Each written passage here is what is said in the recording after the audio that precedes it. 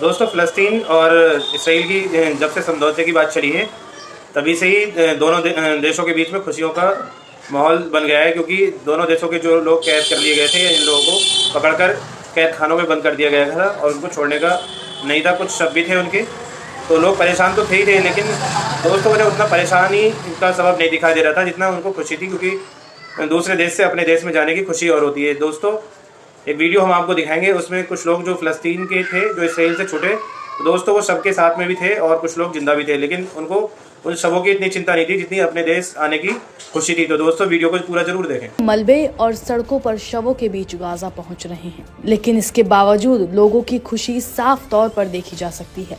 दरअसल cease fire लागू होने से पहले ही लोगों ने पैकिंग शुरू कर दी थी। ऐसी ही कहानी माजिदा अबू ज़रात की है। वो अपने परिवार के साथ मुवासी स्थित टेंट सिटी में रह रही थी।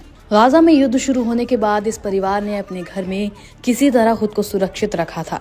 अब उस घर की खूबसूरत यादें ही रह गई हैं। गाजा में इजरायली हमले के बाद अबू ज़रात खाना बदोश जिंदगी गुजार रही थी। अपने पति और 6 बच्चियों के साथ वो गाजा पट्टी में एक लंबी दूरी नाप चुकी हैं। ज़रात बताती हैं कि 7 बार ठिकाना छोड़कर भागने पर मजबूर हुई और हर बार उनकी पहचान और ज्यादा अस्पष्ट हुई है। इस दौरान ज़रात के परिवार को स्कूलों के कमरों में अजनबियों की भीड़ में सोना पड़ा और इस दौरान उन्हें साफ पानी तक के लिए तरसना पड़ा था। अब जब सीज फायर लागू हो चुका है तो ये परिवार फिर से घर लौट रहा है। उन्हें उम्मीद है कि वो उत्तर में छूट गए अपने रिश्तेदारों से फिर से मिल सकेंगे। ये सिर्फ अबू ज़रात की कहानी नहीं है। आधिकारिक तौर पर संघर्ष विराम लागू होने से पहले गरजती तोपों के बीच तमाम फिलिस्तीनियों ने अपने घरों की राह पकड़ ली थी। गधों द्वारा खींची जा रही गाड़ियों पर उनके सामान लादे हुए हैं और रास्ते उबड़ खाबड़ हैं। मोहम्मद महदी ने बताया, भले ही रास्ते में मुश्किल आने वाली है, लेकिन अपनों से मिलने की उम्मीद इन सबसे ज्यादा बड़ी है।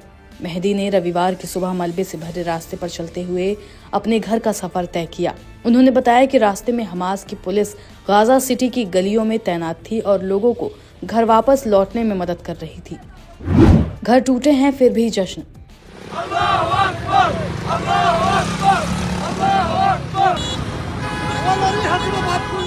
महदी ने बताया कि लोगों के घर टूट फूट गए हैं, लेकिन उनकी खुशी की कोई सीमा नहीं है। उन्होंने बताया कि लोग जश्न मना रहे हैं, वो अपने घरों और गलियों से मलबा हटा रहे हैं। यही वो क्षण है जिसका हम लोग 15 महीने से इंतजार कर रहे थे। कुछ ऐसी ही कहानी 48 साल की विधवा साबेर की है। वो 6 बच्चों की मां हैं और बेत लाहिया स्थित अपने घर लौटी हैं। सुरक्षा की वजह से उनकी पहचान अब साबेर की मां के तौर पर ही रह गई है। फोन पर बातचीत में उन्होंने कहा कि घर लौटते समय उनके परिवार को गलियों में शव मिले। इनमें से कुछ ऐसे थे जो हफ्तों से सड़ रहे थे। गौरतलब है कि गाजा में 7 अक्टूबर 2023 को लड़ाई शुरू हुई। हमास के आतंकियों ने दक्षिणी इजराइल पर हमला करके करीब 1200 लोगों को मौत के घाट उतार दिया था। इसके जवाब में इजरायली सेना ने बमबारी शुरू कर दी और बड़ी संख्या में लोग विस्थापित हो गए। गाजा के हेल्थ मिनिस्ट्री के मुताबिक 46,000 से ज्यादा फिलिस्तीनी मारे गए हैं। वहीं इजरायली सेना का दावा है कि उसने 17,000 से ज्यादा आतंकियों को मार गिराया। हालांकि वो इसके पक्ष में कोई सबूत पेश नहीं कर पाती। बता दें कि इससे पहले सीज फायर के बाद गाजा के लड़ाकों ने भी सड़कों पर जश्न मनाया, रैलियां निकाली। इसमें गाजा के लड़ाके कई गाड़ियों में बंदूकों के साथ भी नजर आए थे। حكالنا محامي بس ما كنا متأكدين يعني لأنه ما في عنا أي معلومات كانت، ولآخر لحظة كانوا ينقصوا علينا، وزعوا لنا وجبات الأكل على أساس إنه إحنا اليوم مش مروحين، صاروا يطلعوا بنات ويتركوا بنات بالغرف، والحمد لله يعني طلعونا، بس ضلوا يغلبونا لآخر لحظة من التفتيش للقمع، وإحنا نازلين بالنحشن بعافر، غلبونا كتير كتير كتير كتير كتير. الحمد لله. الله أكبر الله أكبر.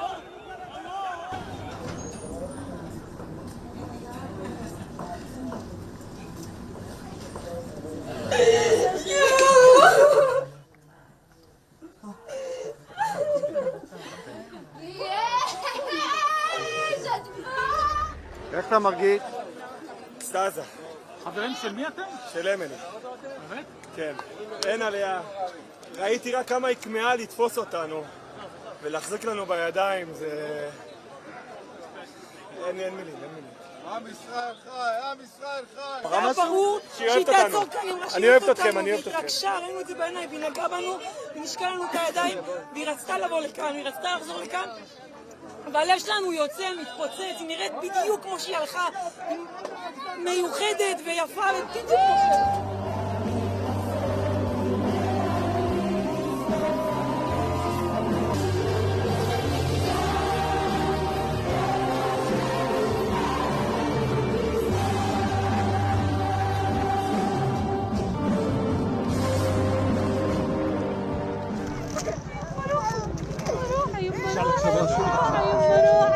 خالتي لو سمحت خالتي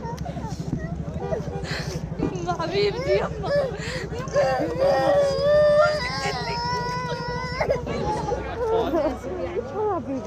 هذه الفلسطينية